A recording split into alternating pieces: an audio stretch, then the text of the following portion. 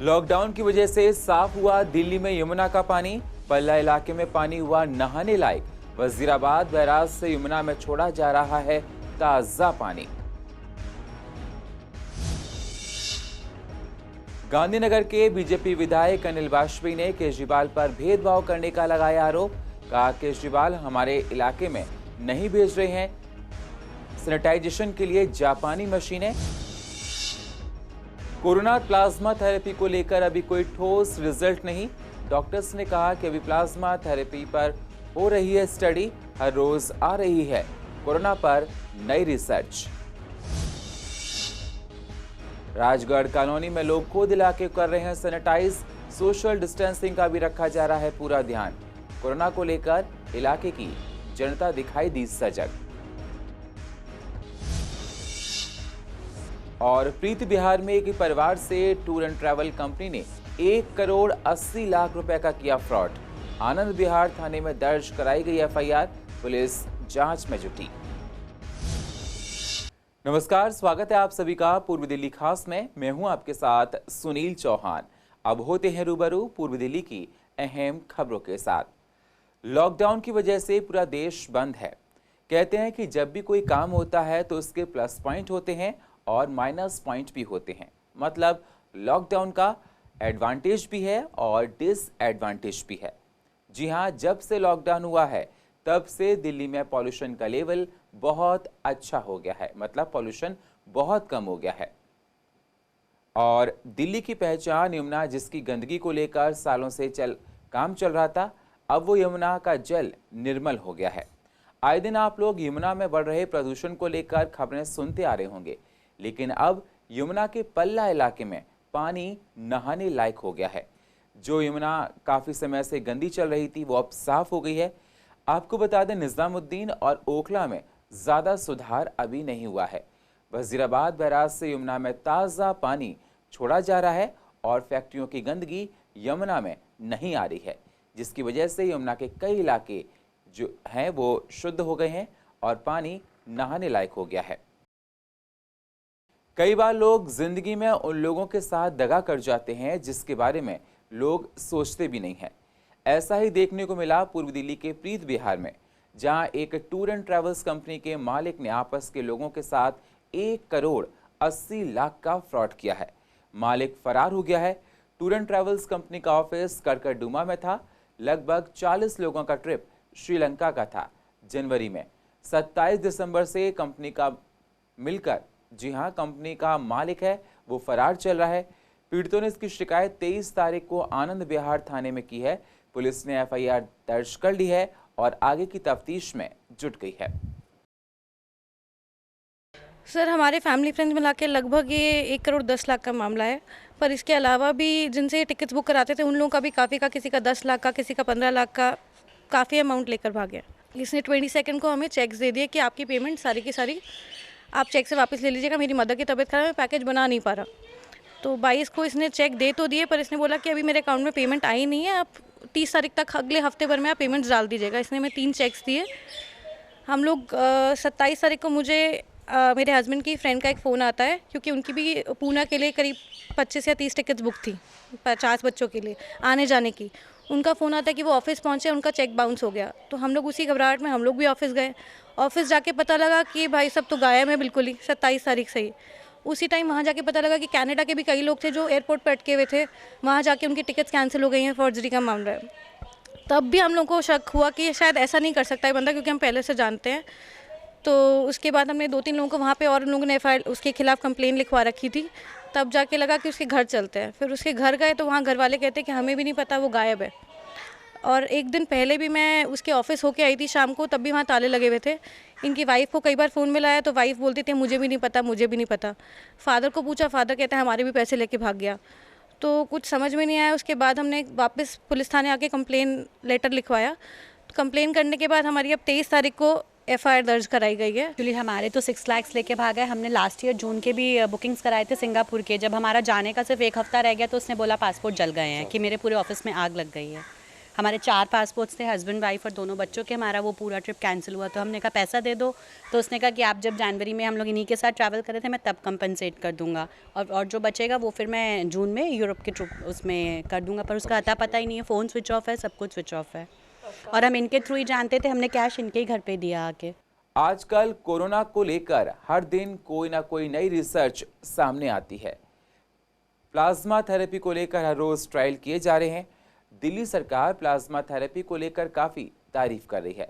हमने भी पूर्व दिल्ली के 2 सीनियर डॉक्टर से बात की और जानने की कोशिश की कि क्या प्लाज्मा थेरेपी कोरोना को ठीक करने में कारगर है।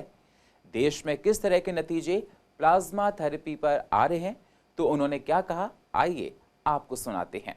देखिए, इंडिया की टॉप मोस्ट बॉडी जो कोई भी नई थेरेपी को ओके करती है वो है ICMR, Indian council of medical research. और उसको एक Indian council of medical research ने और मिनिस्ट्री ऑफ हेल्थ ने कल बोला कि ये अभी एक्सपेरिमेंटल स्टेज में है। एक्सपेरिमेंटल स्टेज का मतलब ये होता है कि इसके प्रॉपर क्लिनिकल ट्रायल होंगे और उसके बाद जो नतीजा निकलकर सामने आएगा वो होगा।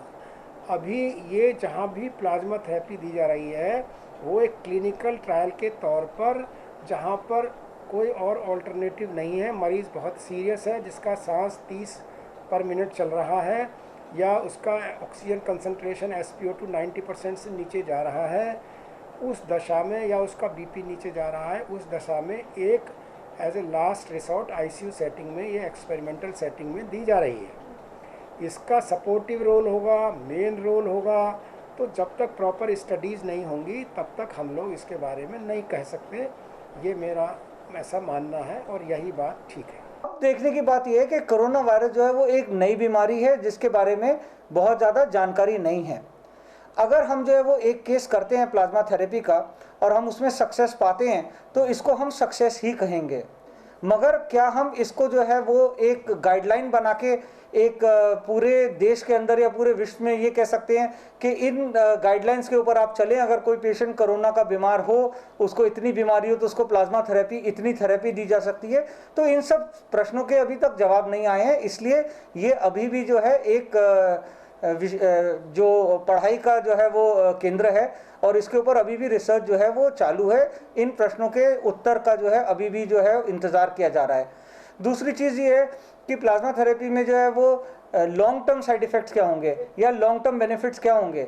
जिसको प्लाज्मा थेरेपी दी जा रही है उसको हो सकता है 6 महीने बाद कोई और बीमारी हो जाए या कोई और तकलीफ हो जाए या कोई और साइड इफ़ेक्ट हो जाए या ना हो। तो इनके बारे में कैसे पता चलेगा? इनके बारे में तभी पता चलेगा जब 6 महीने निकल जाएंगे। तो अभी हमारे पास जो जानकारी है, हम ये कह सकते हैं कि पिछले 5 दिनों में, 6 दिनों में, 10 दिनों में हम ये कह सकते हैं कि ये थेरेपी काफ़ी सक्सेस लेके आ रही है। दिल्ली सरकार का कहना है कि इस आपदा की घड़ी में हम दिल्ली का पूरा ध्यान रख रहे हैं। अपने विधायकों के सहयोग से इलाकों पर नजर बनाए हुए हैं जिससे कोरोना के संक्रमण को कम किया जा सके। पूर्वी दिल्ली के गांधीनगर के विधायक अनिल वाजपेयी ने केजरीवाल पर भेदभाव करने का आरोप लगाया है। अनिल वाजपेयी ने कहा कि केजरीवाल अपने विधायकों के क्षेत्र में जापानी मशीन से इलाके को सैनिटाइज करा रहे हैं। हमारे इलाके में मशीन नहीं भेजते हैं, जबकि गांधीनगर में भी कोरोना को लेकर कुछ संक्रमित मिले हैं और उनका इलाज चल रहा है। इलाके के लोग दहशत में हैं। विधायक ने कहा कि हमने दिल्ली के CM अरविंद केजरीवाल को चिट्ठी लिखी है कि हमारे साथ इस तरह का व्यवहार ना किया जाए, हमारे क्षेत्र की जनता का भी ध्यान रखा जाए और इलाके को सैनिटाइज किया जाए और मशीन भेजी जाए। केजरीवाल अगर नहीं माने तो आगे चलकर हम भूख हड़ताल भी कर सकते हैं। सभी लोग अखबारों में और टेलीविज़न पे आपने देखा होगा कि दिल्ली के मुख्यमंत्री ने घोषणा ये की थी कि 70 की 70 विधानसभाओं में सैनिटाइजेशन कराया जाएगा और जापानी मशीनों द्वारा कराया जाएगा। उसका खूब प्रचार किया गया।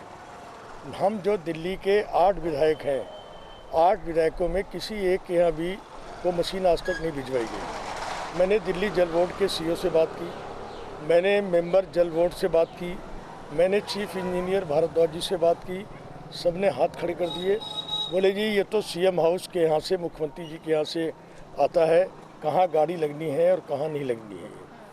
तो ये हम लोगों के साथ सौतेला व्यवहार है। ये अगर किशन नगर में मशीन चल रही है जापानी, जितेंद्र तोमर के यहाँ चल रही है, दिलीप पांडे के यहाँ चल रही है, अजय दत्त के यहाँ चल रही है।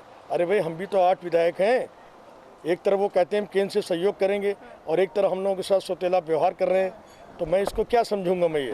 तो अगर उन्होंने हमारे यहाँ विधानसभा में गाड़ी नहीं भिजवाई तो ये मैं आपको कहता हूँ कि मैं धरने पे किसी दिन बैठ जाऊँगा। ये मैं आपके चैनल के माध्यम से कहना चाहता हूँ। इस आपदा की घड़ी में हर कोई देश की मदद के लिए आगे आ रहा है। पूर्वी दिल्ली से सटे सूर्यनगर के विद्या भारती स्कूल के सभी शिक्षक, शिक्षिकाओं और स्टाफ के लोगों ने इस आपदा को लेकर अपनी एक दिन की सैलरी पीएम केयर्स में दान की है। सभी का एक दिन का वेतन लगभग 1,56,135 रुपए हुआ है। संकट की इस घड़ी में हर कोई देश के लिए अपना फर्ज अदा कर रहा है। इस तरह के कदम से लोगों को बहुत कुछ सीखना चाहिए और हर किसी को इस आपदा में देश के लिए खड़ा होना चाहिए। कोरोना को लेकर हर क्षेत्र के लोग इस बीमारी से काफ़ी जागरूक हैं और सजग भी हैं। पूर्वी दिल्ली के राजगढ़ कॉलोनी में लोग खुद अपने इलाके को हर रोज़ सैनिटाइज कर रहे हैं, जिससे इस बीमारी के संक्रमण को रोका जा सके। आपको बता दें, जब वो लोग सैनिटाइजेशन करते हैं तो सोशल डिस्टेंसिंग का पूरा ध्यान रखा जाता है। अगर इस तरह क्षेत्र को साफ सुथरा किया जाए, समय समय पर सैनिटाइज किया जाए तो कोरोना का पनपना मुश्किल पड़ जाता है। और जिस तरह से इस इलाके के लोग काम कर रहे हैं, ये प्रशंसा के पात्र है। ध्यान रखें, हम लोगों को भी इस लड़ाई में आगे आकर काम करना है। हर कोई अपने क्षेत्र में इसी तरह से साफ सफाई का ध्यान रखे, जिससे हम लोग कोरोना जैसी महामारी से बच सकें। ये किसी कोई सरकार की तरफ से नहीं किया जा रहा। ये एक हमारे अपने मन में एक है कि हमने अपने एरिया को सैनिटाइज करना है, अपने एरिया को सुरक्षित रखना है। तो हमने खुद स्वयं सब आपस में मिलकर के सैनिटाइज कर रहे हैं और सभी लोगों को एक जागरूक कर रहे हैं कि अपने अपने घरों में भी सैनिटाइज करते रहें, फिनाइल का यूज़ करते रहें, अच्छे से साफ़ सुथरा रखें, जिससे कि किसी को कोई प्रॉब्लम ना आए। ये सब आपस के मिलके करते हैं, अपने राजगढ़ से मिलकर करते हैं। जिस गली में जाते हैं 5-7 गली रोज़ ले लेते हैं और रोज़ करके आ जाते हैं। कि हम लोग भी मतलब ग्रुप बना के ना काफ़ी लोग, तो हम लोग भी कह रहे हैं कि थोड़ा कर लेंगे। 20 मतलब 1 महीने के करीब हो गया है। तो पूरा राजगढ़, पूरा मतलब आधा आज़ाद नगर, पूरा राजगढ़, हर एक गली 2-2, 3-3 बार कर चुके हैं। मतलब कि थोड़ा कि ये कि परेशानी नहीं हो लोगों को। कोरोना हम लोगों के एरिया से बहुत दूर है, तो कभी ना आए इस तरफ। ये इसलिए कराई जा रही कि सरकारी गाड़ियाँ सरकार दिल्ली की तरफ से आ रही है, निगम पार्षद हमारे लगे हुए हैं, विधायक जी हमारे लगे हुए हैं कि जो गलियाँ कवर नहीं हो पा रही वो हम लोग कवर कर रहे हैं पर्सनली अपनी। और सारा पूरा राजगढ़ हम लोगों ने कवर करवाया, छोटी गली से लेकर बड़ी गली तक सारी। देश में लॉकडाउन 3 मई तक के लिए लगा हुआ है। सभी लोग अपने घरों पर रह रहे हैं और अपने टाइम को पास करने के लिए कुछ ना कुछ हर रोज़ नया करते हैं। कोई अपने बच्चों के साथ मस्ती करता हुआ दिखाई दे जा रहा है, तो कोई अपनी फैमिली के साथ तरह तरह के वीडियो बना रहा है। किसी प्रकार इस टाइम को पास करने के लिए हर रोज़ कुछ क्रिएटिविटी दर्शक हम तक भेज रहे हैं। दर्शकों, आप सभी लोग लॉकडाउन को लेकर घरों में हैं। टाइम पास करना आजकल थोड़ा मुश्किल तो हो रहा होगा। बाहर निकल नहीं सकते क्योंकि कोरोना की जंग हम लोगों को जीतनी है। हर रोज़ लोग हमारे पास तरह तरह के वीडियो दर्शकों सेंड कर रहे हैं, जिसमें बच्चे कितने टैलेंटेड हैं ये भी हमको खूब देखने को मिल रहा है। आज हमारे पास वीडियो पूर्वी दिल्ली के कई इलाकों से आए हैं, जो आपको हंसने के लिए मजबूर कर देंगे। दर्शकों, आपको बता दें, आप लोग अपने क्रिएटिव वीडियो भेजते हमको रहिए। हम दर्शकों को आपके वीडियो ज़रूर दिखाएंगे। हमें इंतज़ार है आपके वीडियो का और अपने प्रोग्राम में हम चलाएंगे, इसलिए अपने वीडियो हमसे शेयर करें। आप अपने वीडियो हमसे 8851338390 पर व्हाट्सएप भी कर सकते हैं। अपने वीडियो हमको सेंड कीजिए, अपने चैनल पर हम चलाएंगे और दर्शकों को दिखाएंगे। हमारी देश की जनता से एक रिक्वेस्ट है कि सब लोग मिलके कोरोना की एक एक झूठी कसम खाओ, साला अपने आप मर जाएगा। अरे अमायरा, इतनी उदास क्यों बैठी हो? मेरे नाना ने मुझसे रिश्ता तोड़ दिया। अच्छा, ऐसा क्या कहा उन्होंने? उन्होंने कहा मूंगफली में दाना नहीं, हम तुम्हारे नाना नहीं। मेरे पापा की सेटिंग कहाँ कहाँ चल रही है, लोकेशन लिखा रही है भाई साहब। की कहती फिर भरजाई? तेरिया मुहब्बतां मार कटिया दस की कर। और जट दी पसंद ने कदे नहीं पींगा झूटियां, भाइयां ने पलाज़ो उत्ते रोंदा दियां फुटियां। ओ ठाठा मार दी दलेरी नार दी। डेंगू भी आया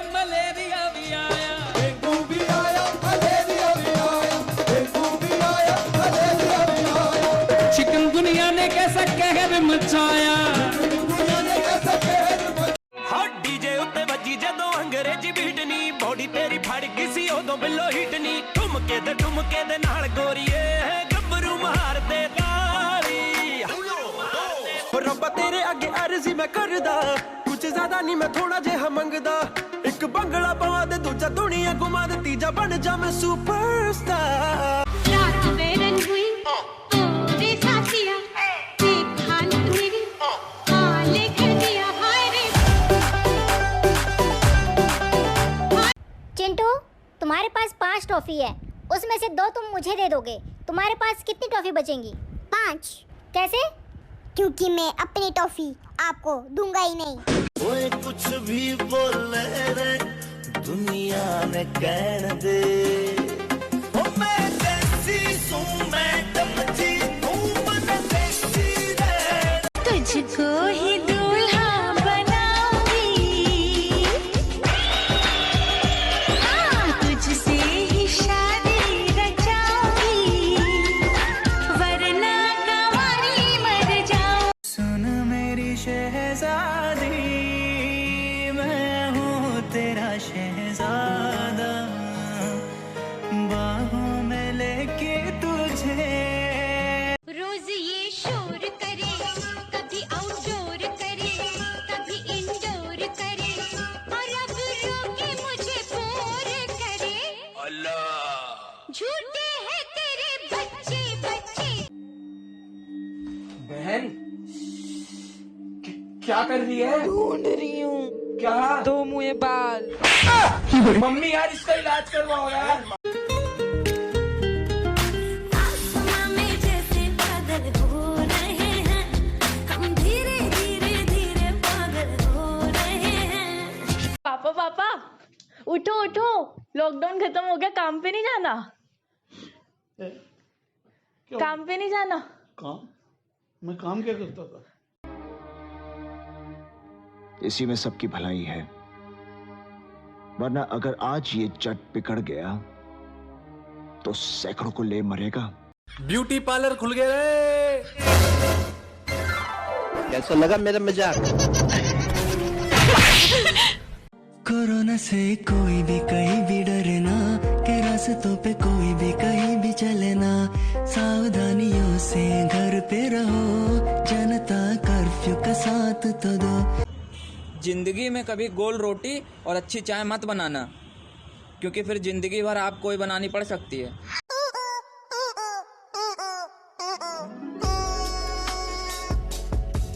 देख भाई डोले में नाम लिखवाया तेरे भाई ने। कितना यू रहा डोला की थे। मोदी जी 4 बजे तक जाते हैं, योगी जी 3 बजे और मैं 2:30 बजे सोता हूँ। आधा घंटा और देख लो कोई तो देश सुरक्षित है। मारी एंट्रियां दिल में बजी घंटियां। कोरोना खाकी कर्मवीरों को शत शत नमन करती हूँ जो इस वक्त हमारी सुरक्षा के लिए अपने कर्तव्य का पालन कर रहे हैं। दर्शकों, जैसा आपको पता है कि देश में कोरोना महामारी को लेकर संकट गहराता जा रहा है। दिनों दिन दिल्ली में केस लगातार बढ़ते जा रहे हैं। इस बीमारी को हम लोगों को हल्के में बिल्कुल नहीं लेना है। अगर देश के प्रधानमंत्री ने लॉकडाउन किया है तो उनके आगे बहुत बड़ी मजबूरी है, क्योंकि लॉकडाउन से ही हम लोग इस जंग को जीत सकते हैं। प्लीज़ रिक्वेस्ट यही है कि आप लोग घरों पर रहें, सेफ रहें, क्योंकि अगर आपको कोरोना से बचना है तो इसके लिए कोई दवाई नहीं बनी है। हर दिन नई नई रिसर्च आ रही है। सिर्फ घर पे रहकर ही और लॉकडाउन को फॉलो कर ही हम लोग इस बीमारी से बच सकते हैं। और पूर्व दिल्ली की अधिक जानकारी के लिए आप YouTube पर जाकर CCN डैन को सब्सक्राइब करें और फ्रेश अपडेट लेते रहें।